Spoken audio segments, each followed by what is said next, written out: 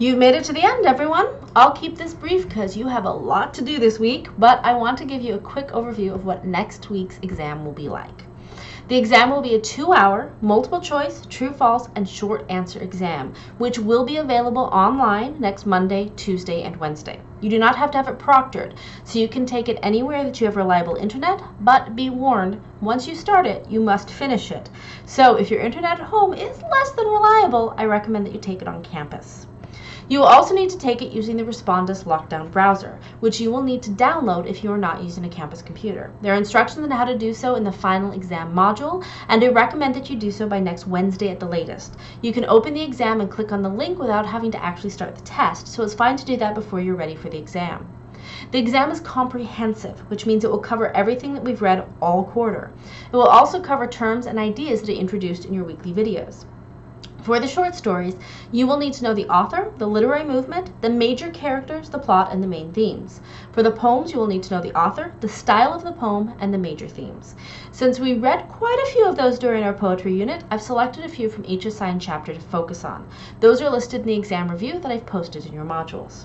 For the plays, you will need to know the author, the time period, the major characters, the plot, and the main themes. You will also need to know the definitions of and examples for each of the terms listed in your course glossary. You can find that in the top module.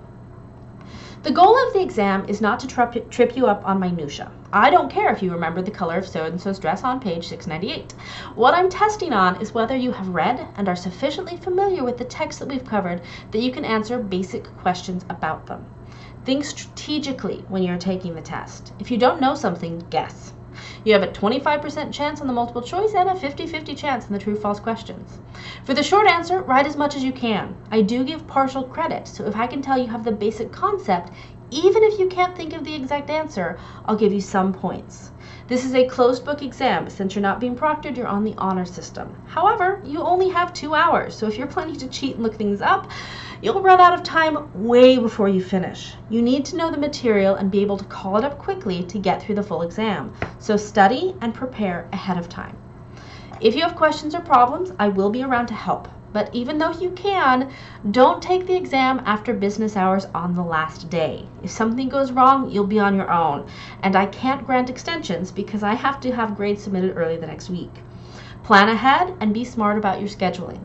Finally, when you finish, Canvas will grade all of the multiple choice and true-false questions, but not the short answer. That means that your score is going to look much lower than it actually is. Don't worry, when I grade your answers, it will go back up.